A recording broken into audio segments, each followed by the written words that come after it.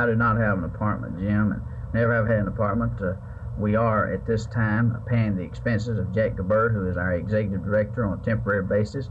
We're paying his expenses, which was a part of a deal that we made with him when we hired him to be our executive director. And we put the pencil to it, and he indicated to me that it'd be much cheaper for him to rent an apartment to live in Austin for a month or so until he could get his family moved, until he could sell his house, than it would be to rent a motel on a day-to-day basis. As I say, this was part of the deal that we made with Jack, just like if WFAA was to ship you to Austin and ask you to move down there, they would pay you expenses for a month or so or for some reasonable length of time until you get moved, and that's exactly what we're doing. And I have no apology to make for it because this is a business deal. Mr. Bullock knows it's a business deal, and he called me and said if I would support the governor, he'd get off my back. And so this is just another trumped-up deal. He naturally campaigns from your taxpayers' dollars. He sits in his office and campaigns daily.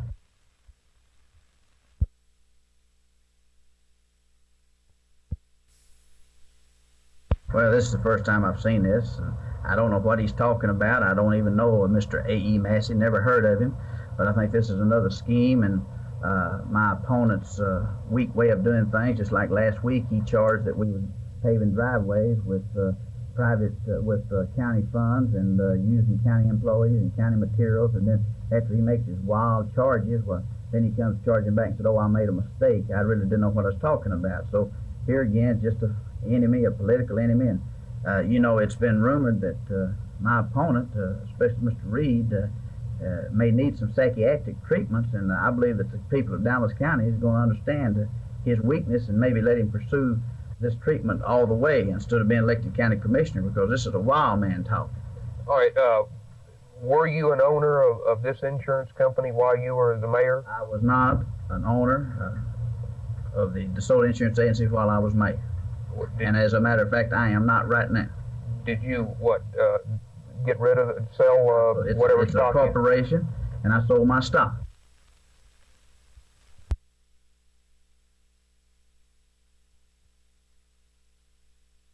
In all these many, many months and years, this is the first time that the federal government has recognized a problem in Dallas County. Then, of course, if they are sincere and want to set it up on a business-like basis, it's going to be a great help to the taxpayer because they'll eliminate the waste.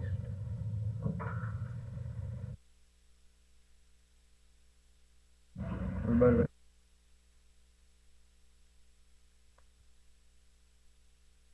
We have to make our request to the Dallas Public Transit Board, and we have our letter in, and at the next meeting we hope for action on it. Do you feel the action will be favorable? Yes, we do. The management has put out a bulletin stating that since the firemen and policemen have received their dues check off, that they will act favorably on our request. Then you anticipate no problems in getting the same treatment? No problems at all.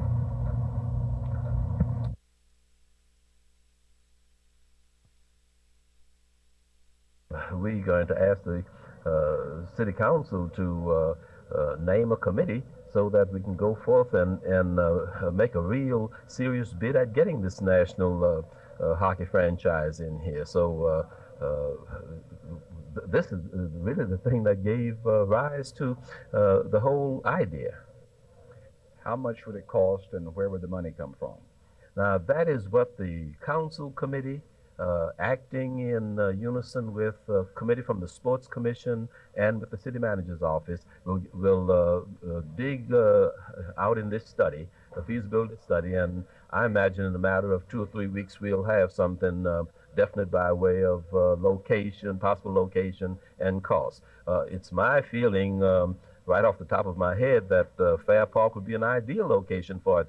The land is there, the parking is there, the accessibility to downtown Dallas and other parts of Dallas is excellent, and I would think that this would be the #1 place, but this will be determined after we get through looking at other spots.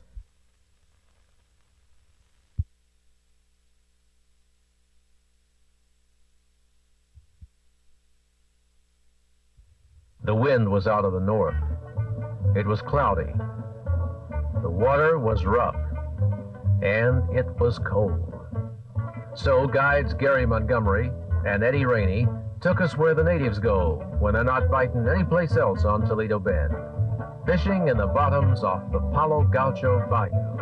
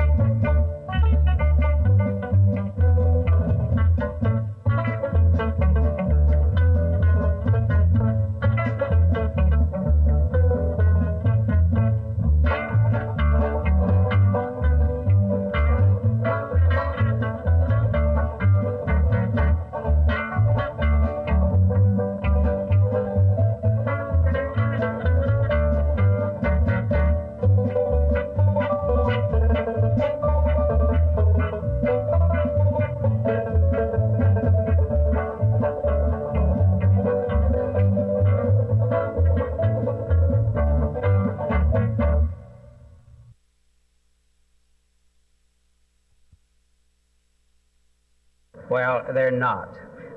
Vista was funded at the exact amount as in previous years, and they have gotten adequate support, but because of overspending in some areas, we did have to limit their on-the-job transportation during the month of April.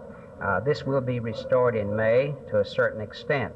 Do you think Nixon is phasing out Johnson's War on Poverty programs?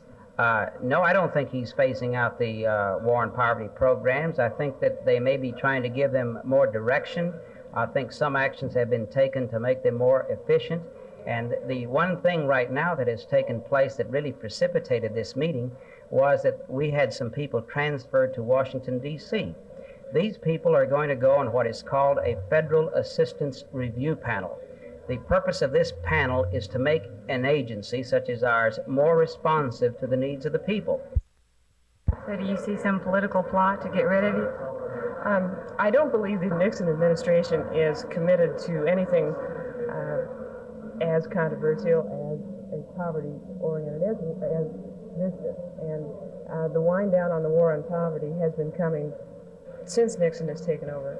I think it's a trend. I think it's the political move of a Republican administration that is not as concerned as, say, the Johnson years or the Kennedy years were.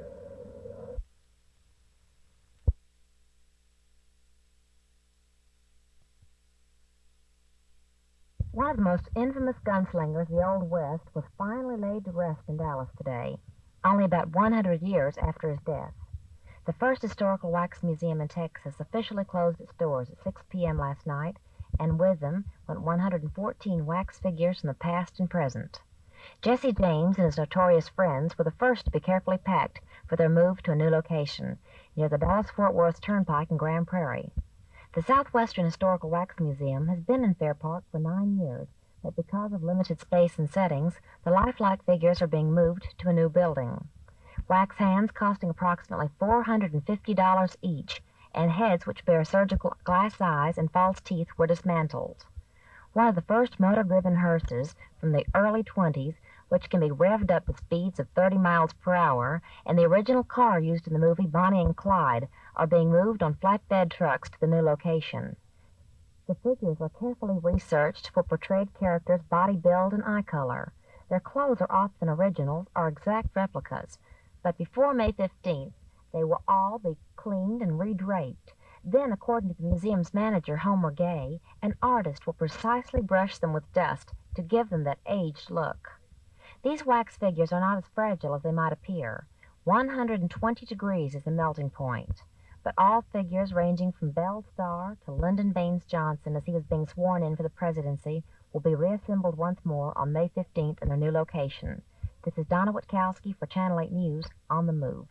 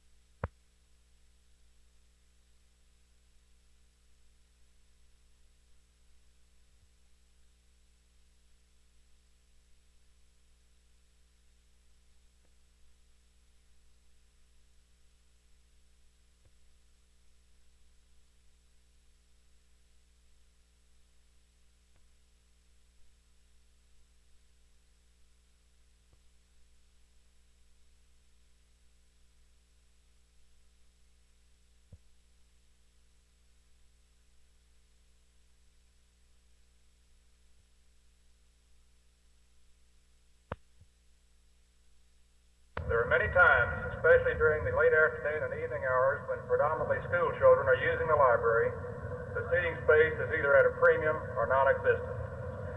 The library, for this reason, is an extremely important adjunct to our educational system. If the city of Fort Worth does not purchase the system, then we will not have public transportation for Fort Worth. I believe you will agree with me that the defeat of either of these issues will seriously damage Fort Worth's future opportunities for progress.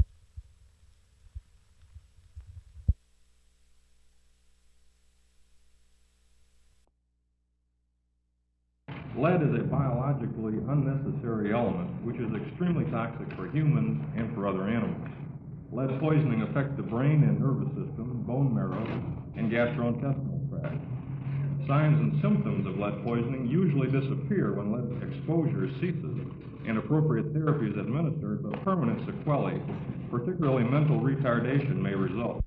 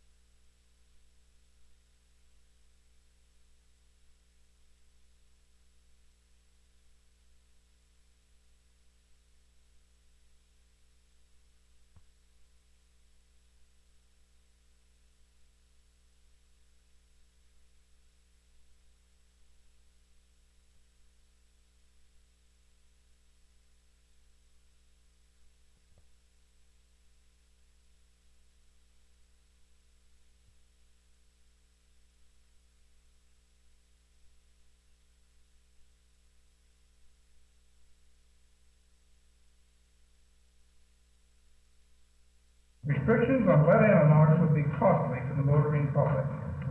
A danger of damage to existing cars on the roads would exist if these cars were to operate on unleaded fuel. It has been clearly established that there is not danger to the public health from the use of lead analog compounds.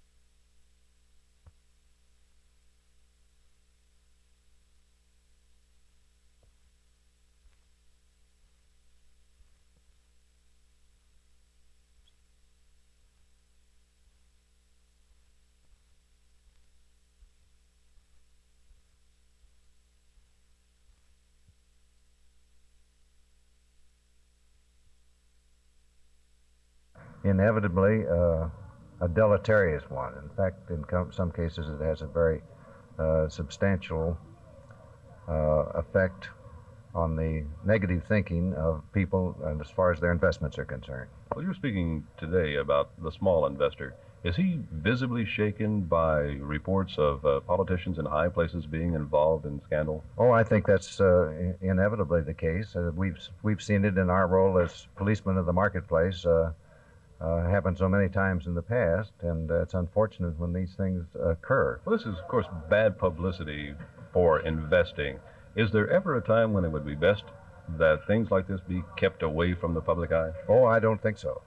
No, never kept away from the public. The more publicity such things as this receive, I think at least it shows two things. That men of lack of character are still operating in the marketplace, and that it behooves the investor to investigate before he invests, but also that there is an arm of the federal government that is at least trying to police the marketplace.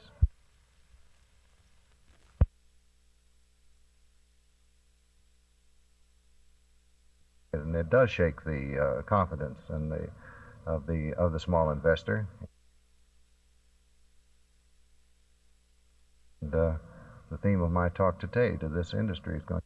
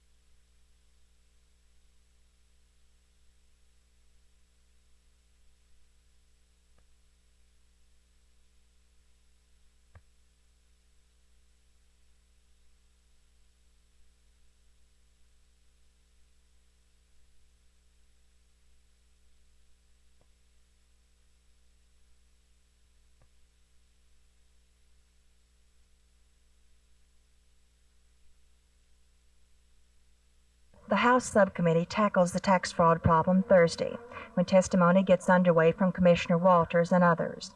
Whether or not absolute federal regulation is the outcome, it's sure that Congress will do something to curb what it terms crime against the taxpayers.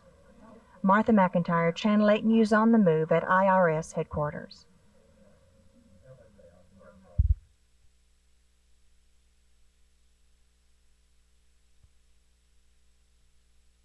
You need to get obviously a man that can fill in to take some of the pressure off, if nothing else, off of George Johnson, to give him a chance to develop. But at this point, this stage in development of our franchise, we don't see any player as a make or break, live or die kind of thing.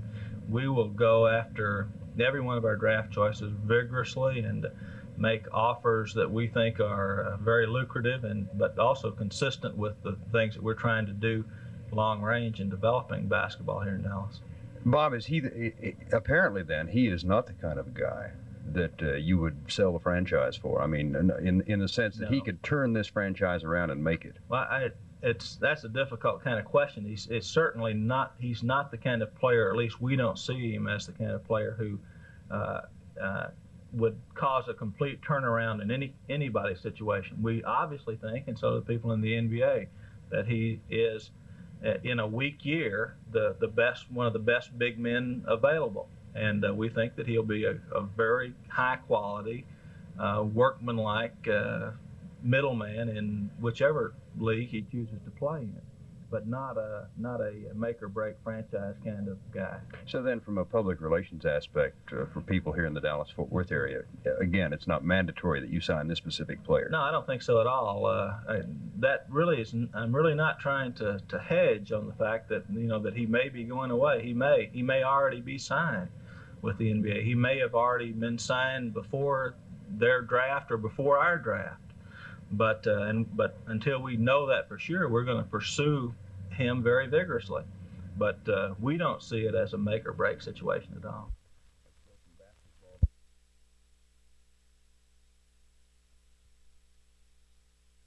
No, sir. The only thing he's made what you call crystal clear to me, or perfectly clear, is that you don't know what he stands on, where he stands on anything. He's usually on both sides of every issue and in the middle.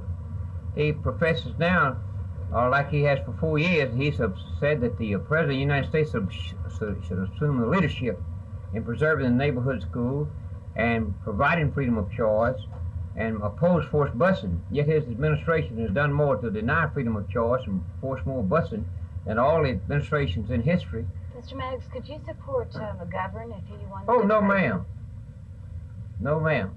Because listen, let me say this about the Democratic Socialists seeking Democratic nomination for president. I don't think any of them any further left than Nixon. Well, if there was a Nixon-McGovern ticket, what would you do? I'd go to fishing, I guess.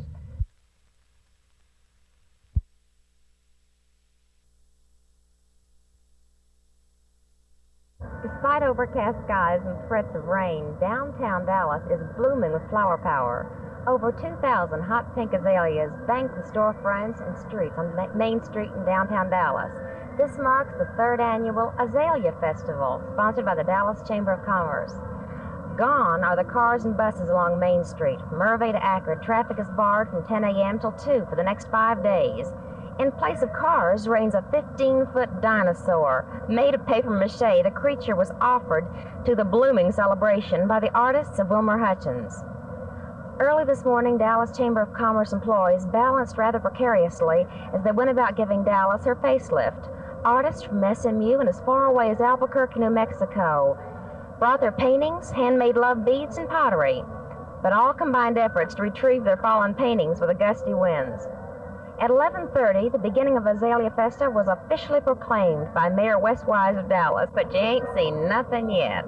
Tomorrow it's dancing in the street, from the hula to the Highland Fling, with a festival of dances marking the Azalea Festival. This is Donna Witkowski for Channel 8 News on the Move from the Azalea Festival in Dallas.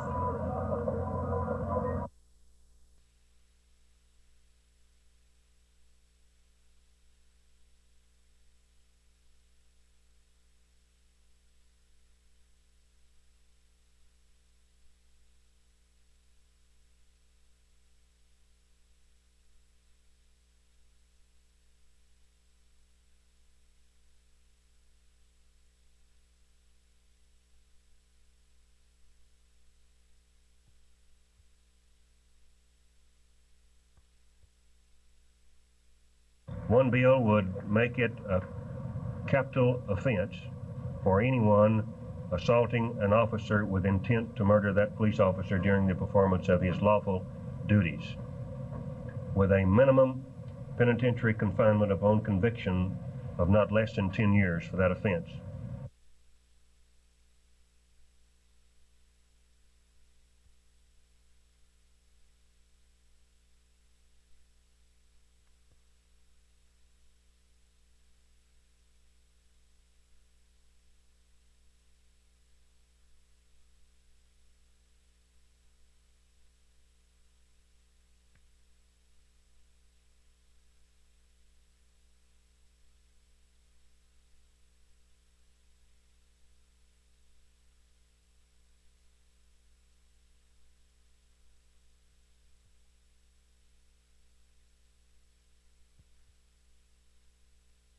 The other bill that I propose to be introduced and hopefully put into law will be changing the law dealing with aggravated assault upon a police officer in the performance of his lawful responsibilities from a misdemeanor to a felony offense, bringing about a 5-year sentence upon conviction as a maximum term of punishment.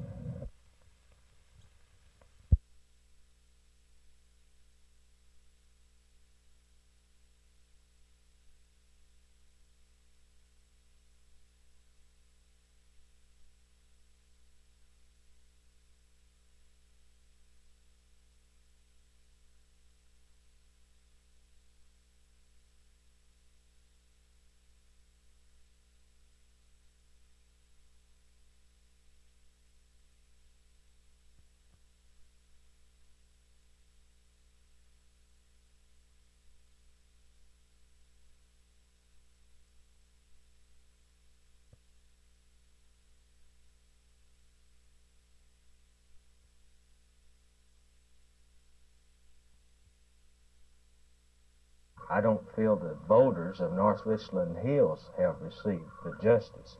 I feel that it's ridiculous that a $9.70 water charge has prevented the people who in good faith went to the polls and elected me to office, and now their voice and opinion is being overruled by the present city council. I feel the people have been done a great injustice by being denied representation.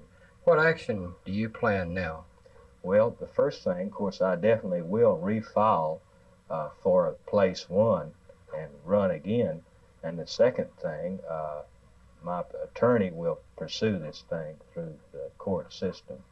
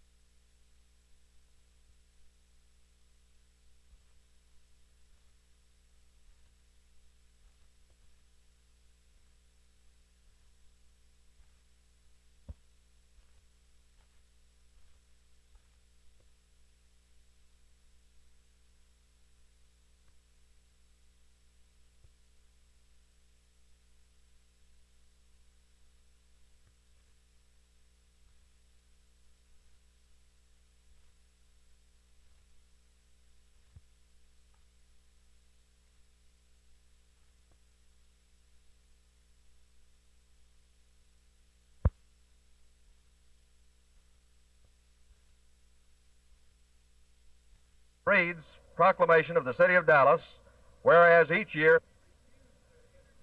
You will